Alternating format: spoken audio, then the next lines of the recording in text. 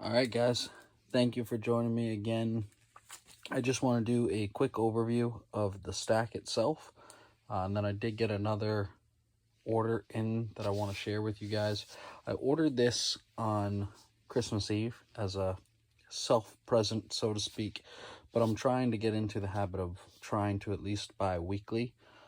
It is a little bit more difficult because I'm trying to plan it out accordingly. I'm trying to dollar cost average all of the silver that I'm getting.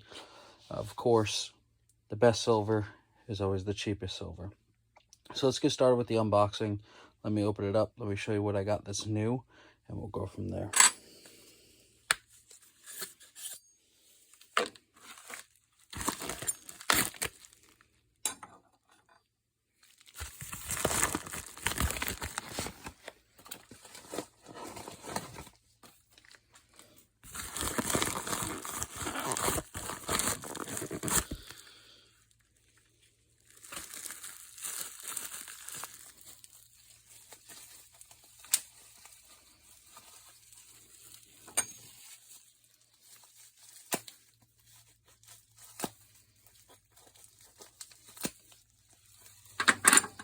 Man, they really pack these well.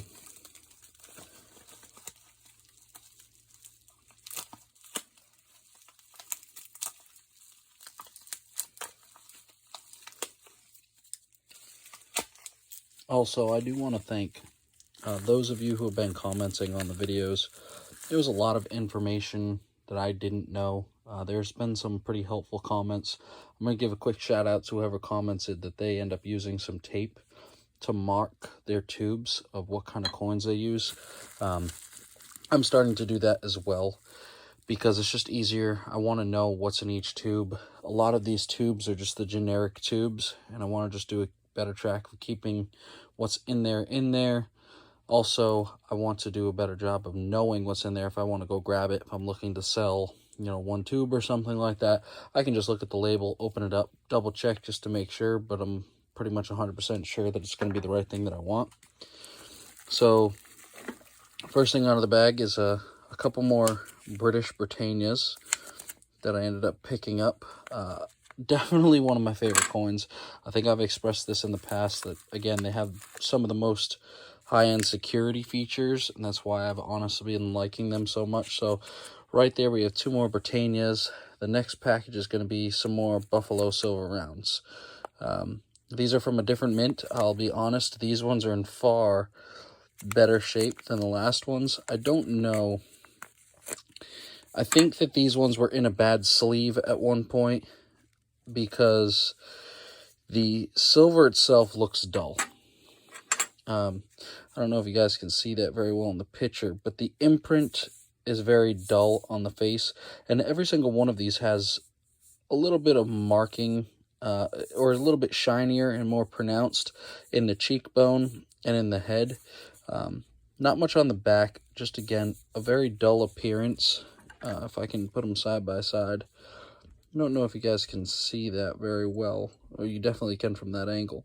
So right there, these ones are just a lot more dull than these ones. Now, these ones are made by a different mint, so the backing is a little bit different. I do like this one a little bit better, just because it looks better. It's not as dull. I do like that they do different designs on each one depending on what mint they come from.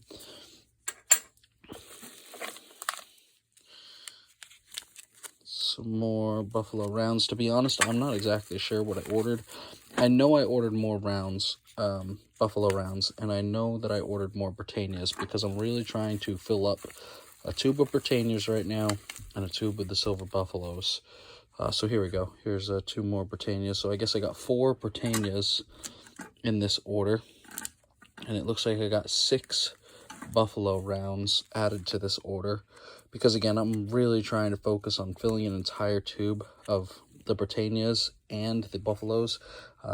Most likely by the next order, I'll probably have an entire Buffalo round filled, and then I might even separate those if I end up getting more of these. If I have a set that's dull or of the same design, so like I was saying, these ones are a completely different design because they are made by a different mint instead of these ones, it doesn't really matter. They're both going to get get you the same amount of money if you were to sell them. But I'd rather keep these ones separate because I like these ones a lot better. They look a lot better. I might start a tube of, kind of crappy buffaloes, and then, more pristine, more nice buffaloes, just from my own perspective. If I want to show off the silver, of course, I want to show off the stuff that's the most shiny. Again, I do want to tell you, if you're stacking silver and you're showing it off, please be very wise to who you're sharing that information with or showing that information to.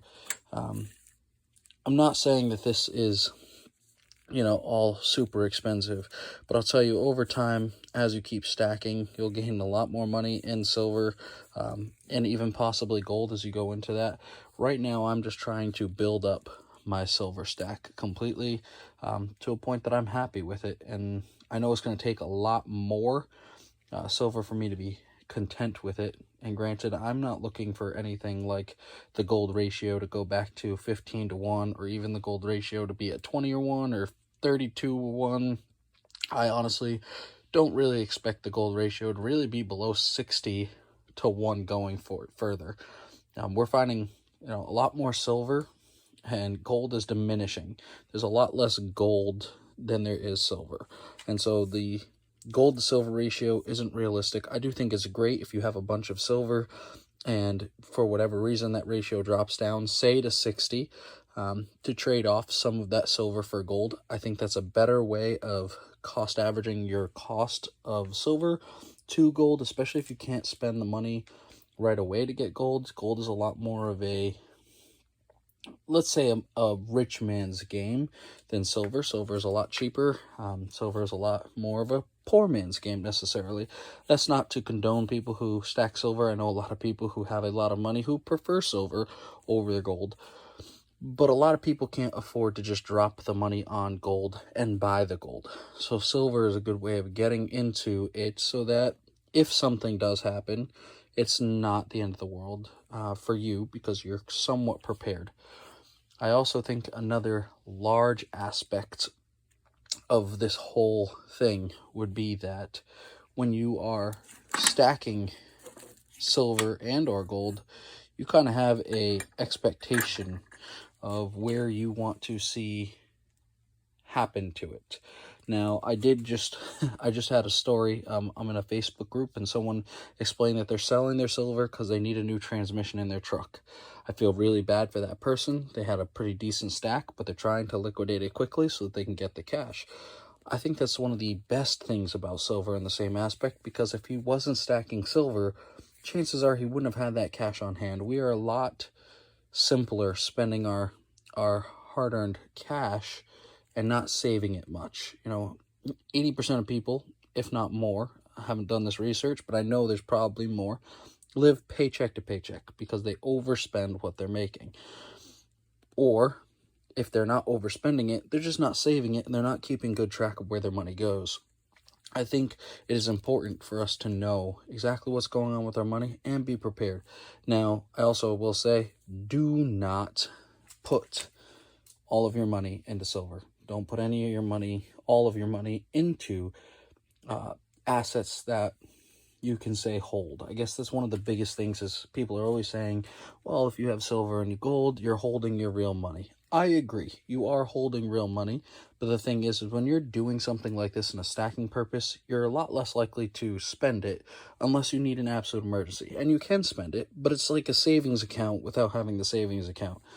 In the same aspect too, it's a little bit safer. I've had to have conversations with my wife about this topic, that if something were to happen to me, this is where you're going to find it. And this is kind of what it's worth. And this is how to figure out what it's worth. So if you bring it somewhere, not to get scammed out on what you have. I think it's very important if you have people of age in your household or even in your family that you're going to leave this to, please make sure that you explain it to them what it is worth. Because a lot of people, unless they're stacking silver or collecting it, or you've at least taught them or given them some and explained it a little bit, a lot of people don't understand. There's also a lot of things that I'm going to put out in another video about. I'm just getting into this myself, and I'm trying to build up my stack as best that I can right now. But there are a lot of things that I'm still learning, and there's a lot of things that you should know before you stack. And I didn't really necessarily do a ton of that research beforehand. I will say that I've gained a lot more knowledge in doing it and finding my mistakes and then resetting. A couple of those, again, are in the comments of my last video. I thank you for everyone who gave that advice. Sorry if I attempted to come out argumentative. However, I did not mean to. Thank you for all the likes and the comments, guys. If you enjoy this content, please subscribe. Please like this channel, just to help me understand what you guys would like to see more. Of course, there's also melting videos on this channel of copper. Eventually, it will get into silver. I'm actually looking for certain avenues to get cheaper silver in order to do melts for you guys. I've also got into a little bit of e-waste lately to accommodate some of that stuff. I work in a field where there's a significant amount of e-waste if you know how to look for it, and faulty parts and broken computer equipment, whether that's control boards or printers. So there's a lot of good information out there and a lot of easy ways that you can make money that you're not necessarily thinking of, or even ways to build your stack for cheap money. Thank you for watching, guys. I very much appreciate it. Have a great night.